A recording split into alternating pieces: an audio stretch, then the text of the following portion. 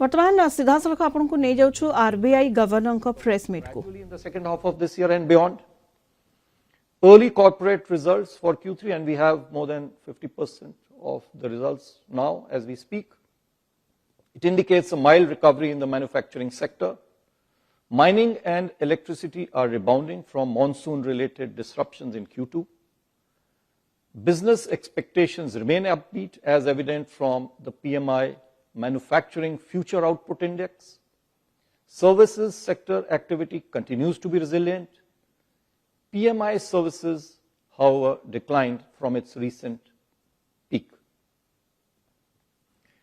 On the demand side, rural demand continues to be on an uptrend, while urban consumption remains subdued, with high-frequency indicators providing mixed signals.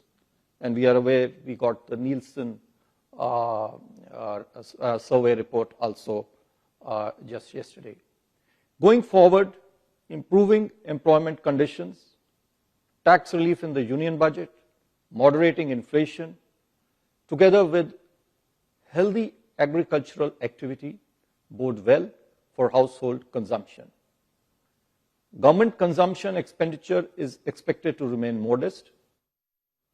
Higher capacity utilization levels, robust business expectations, and government policy support augur well for growth in fixed investment.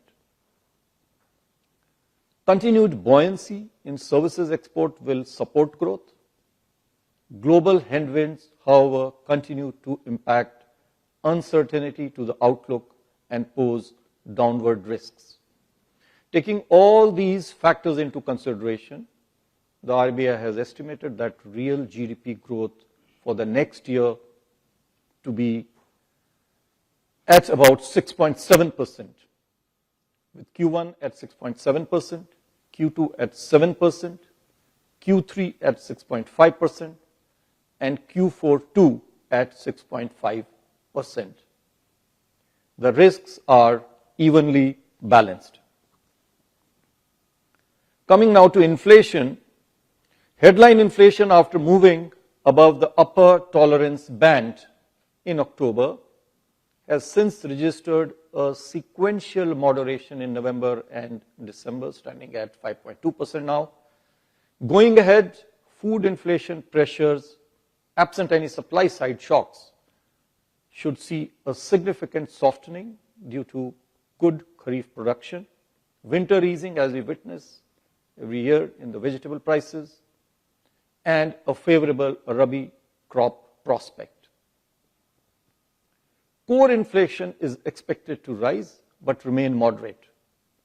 Rising uncertainty in global financial markets, coupled with continuing volatility in energy prices and adverse weather events, presents upside risks to the inflation trajectory. Taking all these factors into consideration, CPI inflation for the current financial year is projected at 4.8%, with Q4, the current quarter, at 4.4%. Assuming a normal monsoon, CPI inflation for the financial year 2025-26 next year is projected at 4.2%, with Q1 at 4.5%, Q2 at 4%, Q3 at 3.8%, and Q4 at 4.2%. The risks are evenly balanced. I will now come to the external sector. India's current account deficit moderated from 1.3% of GDP in Q2 of last year to 1.2% in Q2 of this year, 24-25. According to the World Bank, India, with an estimated inflow of $129.1 billion US, continues to remain the largest recipient of remittances globally last calendar year 2024. The current account deficit for this year is expected to remain well within the sustainable level. As on 31st January this year, I may inform you, India's foreign exchange reserves stood at $630 plus billion US dollars. This provides us an import cover of more than 10 months. Overall, India's external sector remains resilient as key indicators stay robust. I would like to mention over here, and especially because there has been commentary in the media about the Reserve Bank's exchange policy.